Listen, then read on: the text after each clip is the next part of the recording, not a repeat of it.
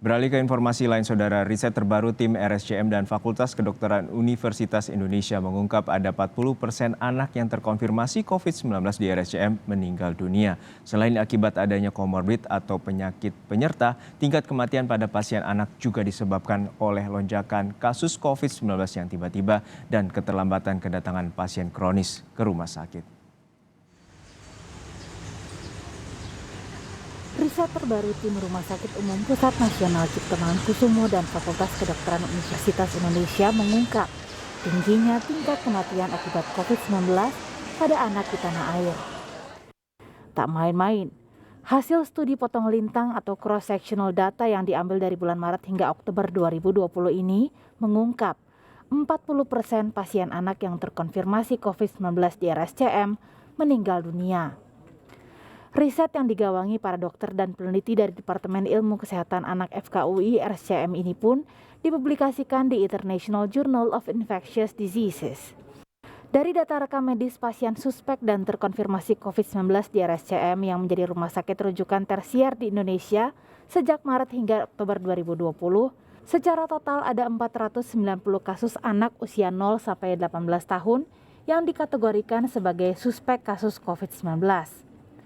Dari jumlah tersebut, 50 anak atau 10,2%-nya terkonfirmasi positif COVID-19 lewat tes usap PCR.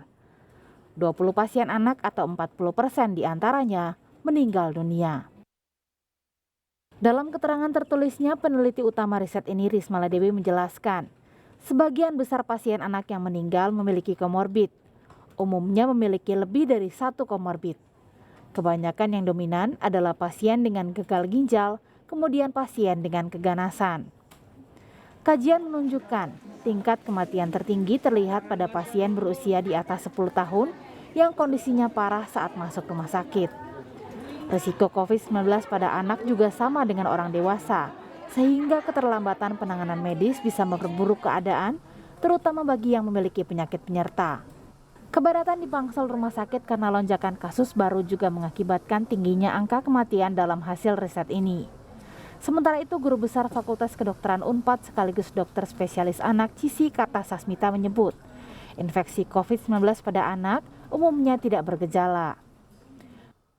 Kalaupun tertular, tidak bergejala, ataupun pada umumnya ringan.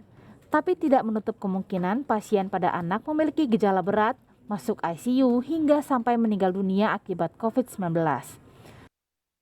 Pernyataan Cici merujuk pada jurnal terbitan The Pediatric Infectious Diseases Journal yang terbit Desember 2020 lalu.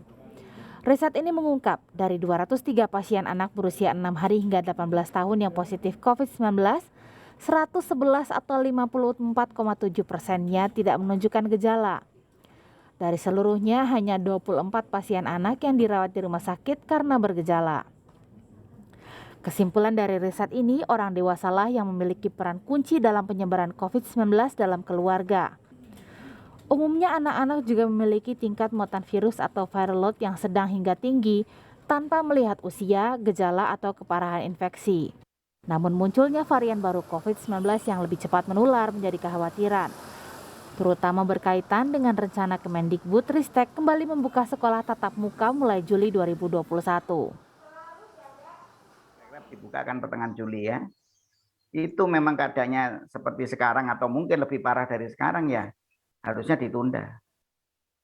Ya, kecuali daerah yang memang baik ya. Jadi mungkin ada provinsi atau kabupaten kota yang baik ya. Cuma sekarang pengertian baik itu apa? Karena kita ini terus terang saja selama testing dan tracing lemah ya, jangan-jangan yang dikatakan baik dalam arti hijau itu hijaunya hijau semangka. Ya, atau kalau kuning delima gitu ya, dari luarnya kuning dalamnya merah. Mendikbudristek Nadiem Makarim menyebut, pembelajaran tatap muka meski dilakukan terbatas di zona yang diizinkan pemerintah harus segera dilakukan demi kualitas sumber daya manusia. Tim Liputan, Kompas TV.